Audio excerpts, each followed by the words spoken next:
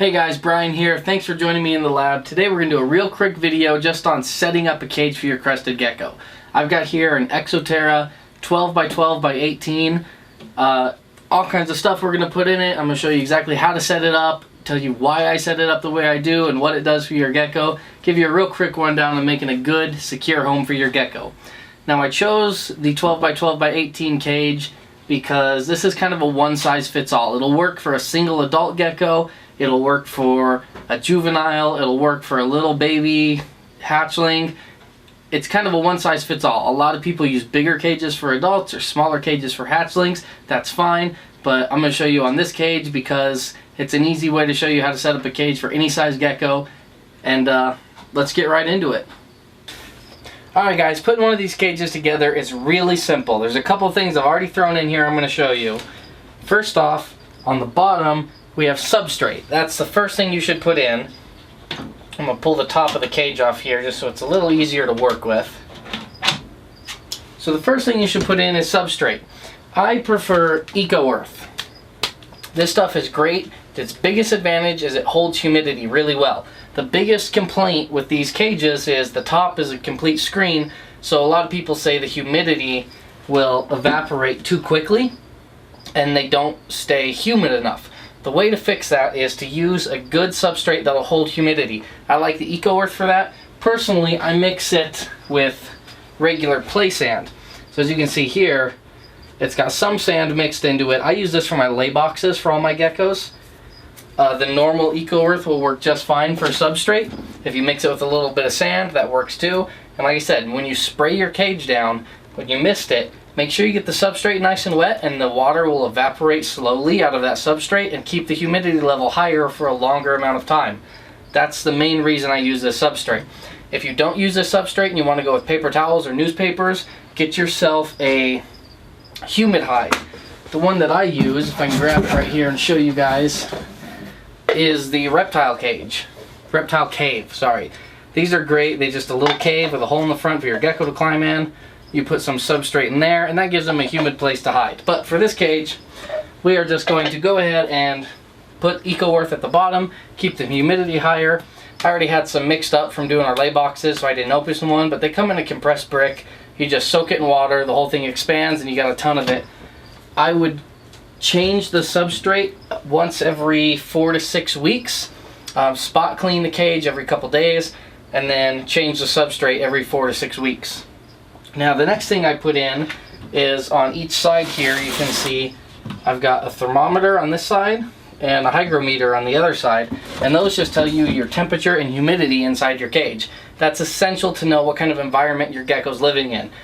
An ideal environment means a healthier, happier gecko. So that's a real easy way just to be able to glance in, check your humidity and your temperature, know that it's in the right spot, or make any adjustments if you need to. The next thing I'm going to add into this cage is this big jungle vine. Now this guy, I like to get a big, thick, dense plants like that. They come with a suction cup on the back, and I put it right up in the top back corner. And the reason I do this, I'll show you guys from the back side, is with the background, this plant makes a nice hiding area for your gecko. So they can get right in here between the plant and the background. They feel concealed and safe. Gives them a nice place to hide. I like having one of those right in the corner for that reason. This background, by the way, is just the one that came with the cage. The Exo Terra cage usually comes with one of these styrofoam backgrounds.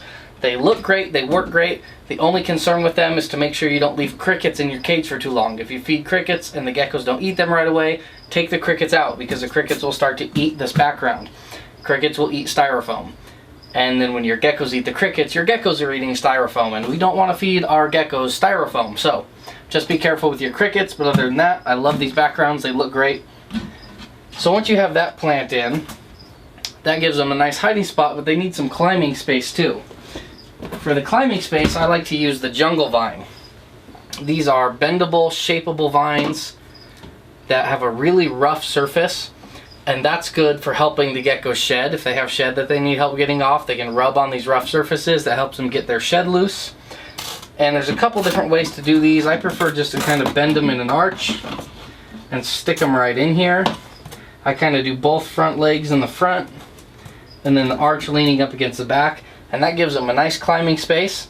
Takes up a lot of that vertical space in the cage.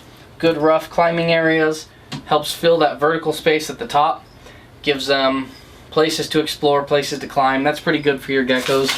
The only other thing I add to that is I like these Pothos vines. Now, as you can see on these, the leaves are pretty far spread apart, so these aren't great for hiding, but they do help. They add some foliage into your cage. And then where we bend the vine in half, I like to take these right up in the middle here and bend them over it, so the vine kind of holds the Pothos together and it drapes down, gives them extra stuff to climb up, extra protection, extra places to hide. Now, they don't always want to hide up off the ground. They do also like to hide on the ground. So I like these Reptile hides. These are from Exo Terra. I like these because they're very slim and low to the ground. Now, what your gecko's looking for a place to hide is they like to feel confined. If they can be touched on all sides, that's kind of what they want. Their mindset is the smaller space they can fit themselves into, the lower chance a predator is going to get in there after them. That's what's going through their mind when they're looking for a hiding spot. So to make them feel comfortable, you want a small hiding place. That's why I like these cages. They're very small. When your gecko climbs right in there, there's not much empty space, so he feels really safe to hide. Now, as you can see, there's not a lot of floor retail in these spaces. They're only 12 by 12 inches, and that pretty much takes up the whole thing. But really, that's all you need on the floor. For food and water dishes, I highly recommend you get a magnetic elevated food and water dish. These are much better for food and water, especially the food. Getting the food off the ground is very good. The geckos tend to walk through their food when it's on the ground, and it gets stuck on their feet. They can have shedding problems, they can screw up their feet, they can lose toes. It's much better just to get the food and water up off the ground. And the best way to do this, they come with magnets. Now, it's important when you put these in your cage that you don't put this on the glass and then just drop the magnet on like that. They're very strong magnets and it'll crack the glass on your cage. So what you want to do is set this guy right inside your cage here, put the magnet on and slide it into place. And I need one of my magnets back. There we go. Put the magnet down and slide it into place. That stops it from slamming up against the grass and cracking it. That's pretty much it. For a basic setup, it's that easy. That's all you really need to add. They've got food and water, a feeding platform, temperature and humidity gauges so you can see what kind of environment they're in, lots of plants to hide in, rough spaces for them to climb. And if you want to add more stuff, you can do stuff like a rough stick like this. Just throw this guy right down in here. And that kind of further helps fill up some of that dead space. That's the biggest problem with these cages, is almost everyone I see make one, there's so much dead space right here in the cage. It's hard to fill all that up because there's nothing to attach anything to. So putting more sticks like this going across helps fill up that dead space, gives them more space to climb. And that's pretty much all you need right there. Close your doors, throw your lid back on, and you can see how full this cage is. Ideally, you want the cage fairly full. They don't need much open space. They don't really like open spaces. They like places to climb and places to hide. This is everything you need. It's that simple. It's very easy to do. There's really no excuse not to have a good setup for your gecko. That's easy as it is. The only other thing I would add is you can't have a good cage without having a good diet. I highly recommend both Repashy and Pangea diets. Those are absolute best complete diets on the market. Pick one of those up. Your gecko's gonna love it. They'll be happy, healthy, nice, big, chunky, all the vitamins and minerals they need. That's all you need right there for diets. I do have a water dish. If you have a bigger cage or you want to put a water dish on the floor, you certainly can. They will drink standing water. There's a myth with geckos that they only drink water droplets when you spray the cage. That's not true at all. They will drink standing water, so if you want to add a water dish to the bottom of your cage, you certainly can. I usually don't. I prefer the elevated ones. And that's pretty much it. The last thing I would say is get yourself a good mister. I prefer the pressure sprayers over the old trigger misters, simply because they work better, they're easier to use, and they last longer. And just once a day or so, you want to come in, open your cage up. Always open it from the front to spray it. Don't spray it through the top or the screen top's going to get rusty. Pump this guy up to pressurize it a little bit. and spray your cage. I always make sure I spray the floor really well. Like I said, that will ensure that the substrate is wet and it keeps the humidity up in the cage.